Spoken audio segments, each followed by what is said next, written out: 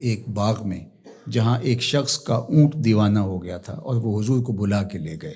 اونٹ دیوانہ ہو جائے تو سخت نقصان دہ ہوتا ہے، تو صحابہ کہتے ہیں کہ حضور جب داخل ہوئے تو ہم ڈرے کہیں حضور کو نقصان نہ پہنچا دے، کیونکہ وہ حضور کو دیکھ کے دوڑتا ہوا آیا، لیکن جو ہی وہ قریب آیا تو منظر عجیب تھا۔ اس نے اپنی پیشانی حضور کے قدموں میں رکھ دی اور سجدہ ریز ہو گیا۔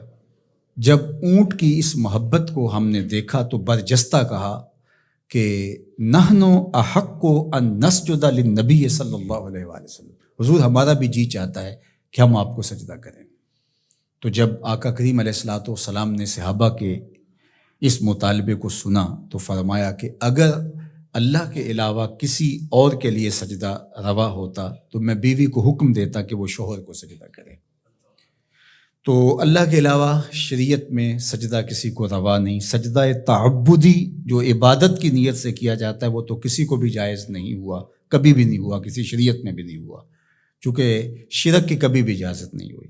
لیکن جو سجدہ تعظیمی ہے وہ پچھلی شریعتوں میں جائز تھا، لیکن اس امت کے اندر اس کے بھی روک دیا گیا تاکہ اس کا راستہ ہی بند کر دیا جائے۔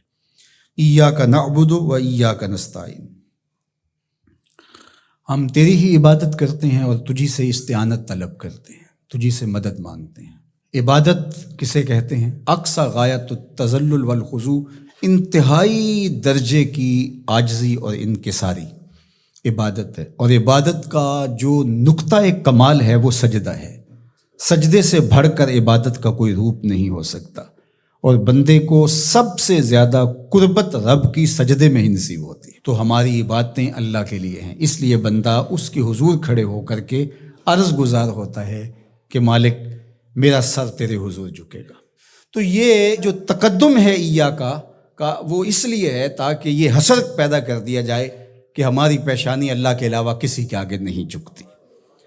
اچھا، اب یہاں ایاک اعبد بھی تو ہو سکتا تھا، لیکن نعبد ہے، اس لیے کہ بندے کو یہ سکھایا گیا کہ اپنی عبادت پہ ناز نہ کرنا، اپنی عبادت کو صالحین کی عبادت کے ساتھ جوڑ کے پیش کر کہ مالک جس طرح تیرے بندوں کے سر تیرے حضور جھکے ہوئے ہیں، میرا سر بھی ان کے ساتھ تیرے حضور جھکا ہوا ہے، ان کی عبادت قبول کرے گا تو ٹوٹی پھوٹی شکستہ عبادت میری بھی قبول فرما لینا۔ اور پھر ارشاد فرمایا وَإِيَّاكَ نَسْتَعِينُ، اور ہم تیرے سے ہی استعانت طلب کرتے ہیں، تیرے سے ہی مدد مانگتے ہیں۔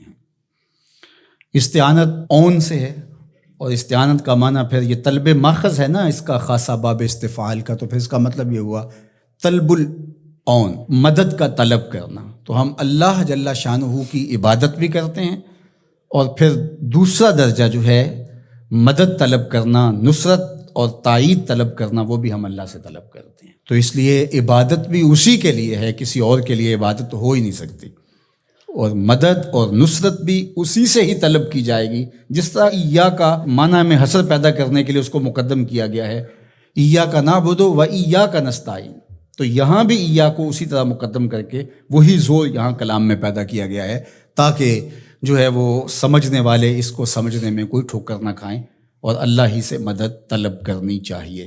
باقی مجازن اگر کسی سے آپ طلب کرتے ہیں مدد، تو آپ کے اعتقاد میں یہی ہوتا ہے کہ وہ اللہ کی دی ہوئی توفیق سے میری یہ مدد کر سکتا ہے۔ اگر ایسا ہو تو وہ اس کے زمرے میں نہیں آئے گی۔ ڈاکٹر سے دوا لینے جاتے ہیں تو شفا تو من جانب اللہ ہوتی ہے۔ یہاں آج کل جو ہے وہ نور بٹ رہا ہے، تو یہ کہا جائے کہ انہوں نے مجھے نور دے دیا، تو نور تو اللہ ہی دینے والا ہے، لیکن یہاں مجازی معنی ہوگا۔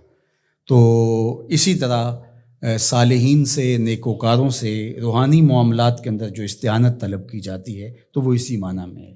حقیقی معنی کے اندر جو ہے وہ استعانت اللہ تعالیٰ جل شانہ کی ہے۔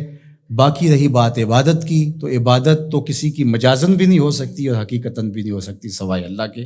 یہ ساری کہانی بیان کرنے کے بعد اپنی وفاداری کا یقین دلایا، اور پھر ہاتھ پھیلا کر کے اس نے کہا اہدنا الصراط المستقیم، مالک تجھ سے صراط مستقیم طلب کر رہا، ہدایت مانگی صراط مستقیم کی، سیدھی راہ کی۔